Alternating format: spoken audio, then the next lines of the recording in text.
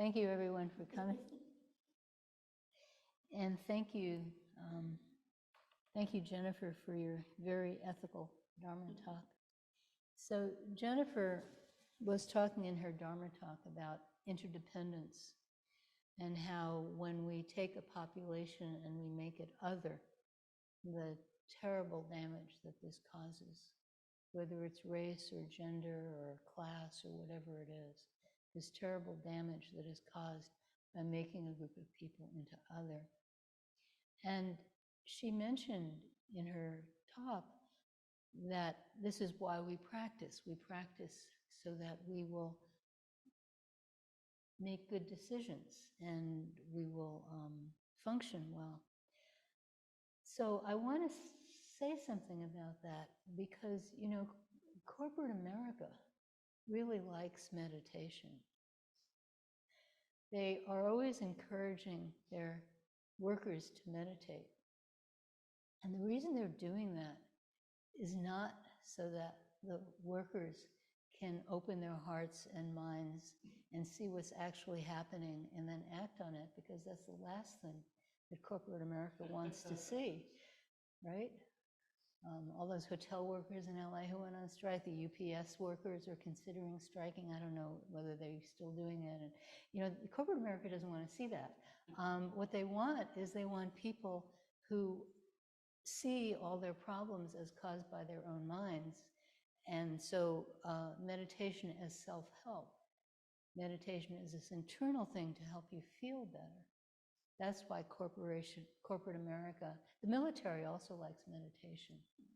And the other thing is that it kind of does clear your mind, no matter what kind of meditation you do, it does kind of clear your mind. So you can kind of function better, even if you're functioning better is to make more profits and hurt labor, or even if you're functioning better is to kill more people in more efficient ways. So that's why corporate America really likes meditation. And the wellness section of the New York Times also loves meditation. They have, you know, they connect you to apps and, you know, meditate this way if, you know, you want to eat a good meal or I don't know what, but I'm making a little bit of fun. There's a place for meditation as a way to ease our immediate suffering. There's certainly a place for that. That's how I started. I don't know about you, but I know I started because my mind was so confused and I was just suffering so much mentally, and I couldn't see a therapist for weeks, and because they're all busy, right? You try to get an appointment with a therapist and they're all busy. And there was an article in the New York Times on how to meditate, this, you know, relaxation response. And it was very definitely for calming down and, you know, slowing your heart rate and being healthy. That was the point of that meditation. I just grabbed it. I just absolutely grabbed it. But so there's a place for that. You know, there's a place for that when people are desperate and they need to grab something that will, you know, help them move forward without, you know, hurting themselves or killing themselves. There's a place for that. But Zen meditation has a different direction. Zen meditation is not for me. In our four great vows, sentient beings are numberless. We vow to save them all, sometimes translated as liberate them all. What it actually means is help to the other shore, awakening. So that's the direction of our practice. And when you have that direction, then it does not ever support the suppression or oppression of other people. It does not ever support harming other people. It does not ever support taking other people and saying, oh, your kind of person, you're not really human, you know? So Zen practice does not support that. In fact, Zen practice does the opposite. It says that a mosquito is worthy of our liberation, of our liberating. You know, a one-celled organism is worthy of being liberated. This watch has sentience. Okay. So Zen meditation is the opposite, where everything in this universe is worth our respect and our love. So there's this board game place, and I promise I'll be brief, within walking distance of here called the Dragon's Hoard. And in the Dragon's Hoard, I go every Friday because there's open game night where you can just play with random people. And there, this Friday, 2 days ago, there was a blind guy there who I had seen a couple times before, and we played poker together. And we had these marked cards that had Braille on them, so no one else knew Braille. And we had special chips that had the numbers on them. And I was sitting next to him, and I was helping him as much as I could. And there were certain things that he could do for himself, and he didn't want me to do for him because he could do them for himself. And so I would, of course, try and do whatever I could to help him. He said, no. I can look at my own cards. I can do various functions at the poker table. And it wasn't for money, so don't worry. It wasn't actual gambling. We were just having fun. So I was wondering if we could speak about, because kind of the direction of practice is, you always practice compassion. You always help people that are in front of you no matter what. I was wondering if there is a distinction between, like, on occasion, we should let people do the absolute most that they can for themselves so that they can grow without us, like, infantilizing them through compassion. And I was wondering if we could talk about that a little bit. Of course. Of course. Of course. You don't infantilize, how do you pronounce it? Yeah, whatever. Infantilize. Anyway, you don't make people into babies. If somebody can do something, they should do it. Absolutely. I'm recovering from this knee injury. And people are always wanting to help me. I don't want your help. My great-grandmother, when she was, I remember she broke her hip when she was 86. And back then, when you broke your hip, they didn't have good ways of fixing it. They said she'll never walk again. She was walking like a year later, And the reason is, when I remember watching her try to thread a needle, she had terrible arthritis. She lived to be 98. She had terrible arthritis. And I remember watching her to thread a needle, and I said, Baba, let me do it. And she said, if you do it, I will never be able to do it again. So yeah, respect people. Absolutely. Yeah, you don't see a blind person and grab their elbow and help them across the street. Maybe they didn't even want to cross the street. You don't do that. Wait for people to ask for help. Absolutely. Yeah, you can tell when somebody needs help, but yeah, you don't. That's the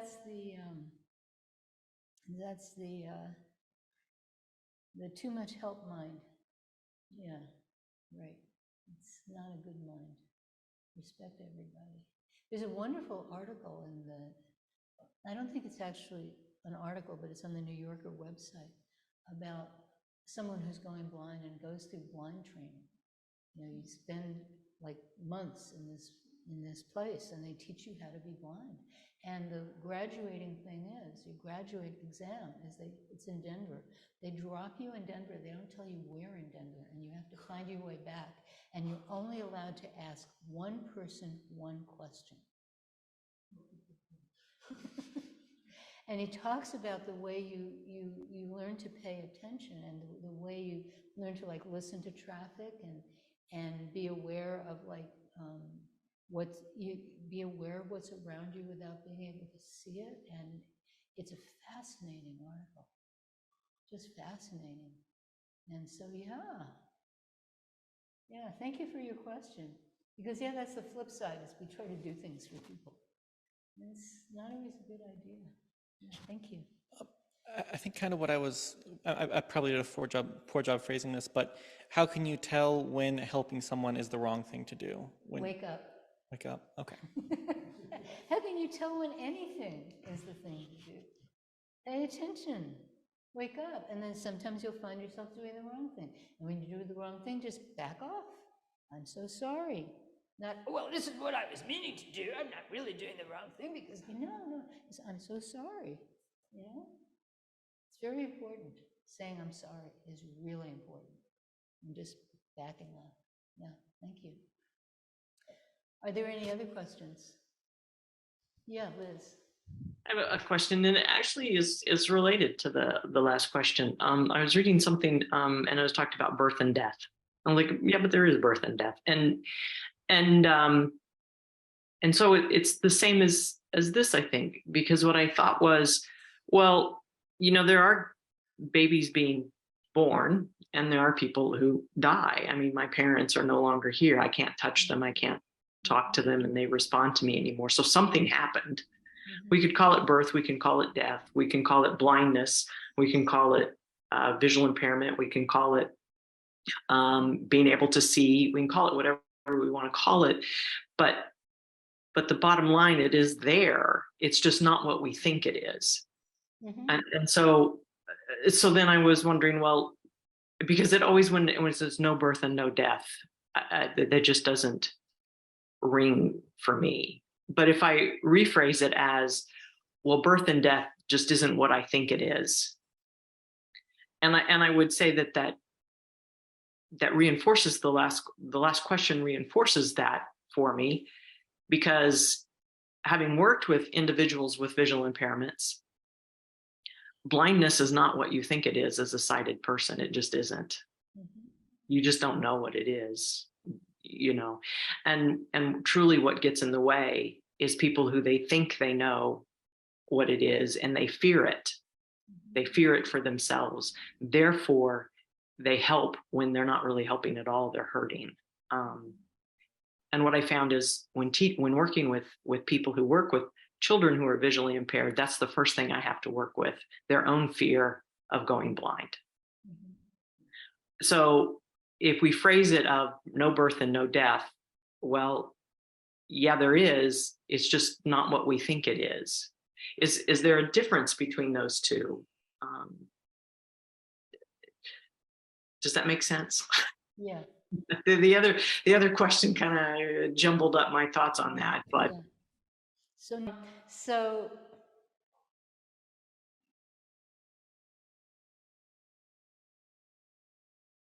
yeah, there's birth and there's death. Also, there's no birth and there's no death. So this is pointing to something that's more profound than we don't know what birth is and we don't know what death is. And this is the really fundamental incapacity of language. So if you say X is true, that's not correct. And if you say X is not true, that's also not correct. So this is the words cannot show truth, speech cannot point into nature. One who holds words is dead. One who attaches to sentences is lost.